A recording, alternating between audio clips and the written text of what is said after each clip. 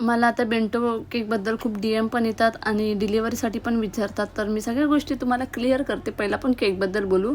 आणि हा जो केक होता ना, तो वेलकम बेबीसाठी होता आणि मॅमनी मला बोलले की तुला जसं वाटेल तसं बनव, माझं काही प्रॉब्लेम नाही, फक्त त्याच्यामध्ये त्याची डेट, टाईम आणि सगळ्या गोष्टी मेन्शन कर, बाकी डिझाईन तुझ्या हिशोबावरती सोड.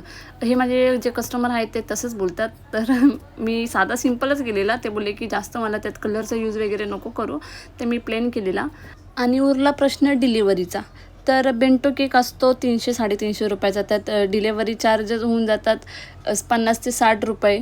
तर नाही परवडत. आणि कधी कधी कस्टमर बोलतात की आम्ही स्टेशनपर्यंत येऊ. कधी कधी मी गेली ना स्टेशनला की कस्टमर येणार अर्ध्या तासाने, पाऊण तासाने, तर अजिबात परवडत नाही. आणि मी पहिलं खूप डिलेवरी दिल्यात, पण आता म्हणजे कस्टमर पण टायमावर येत नाही, माझी पण कामं खूप असतात. आणि बेंटो केकसाठी ते परवडत तर अजिबात नाही. हाफ KGसाठी पण नाही परवडत. तर आणि मला खूप होममेकर बोलतात की तू डिलेवरी चार्ज घेते का? तर हो, मी घेते. आणि जर मोठे केक असेल ना तर 1 टाईम डिलेवरीचे चार्ज घेते. बाकी मग मी येताना आपल्याजवळ काय केक वगैरे नसतो तर मी तशीच येते.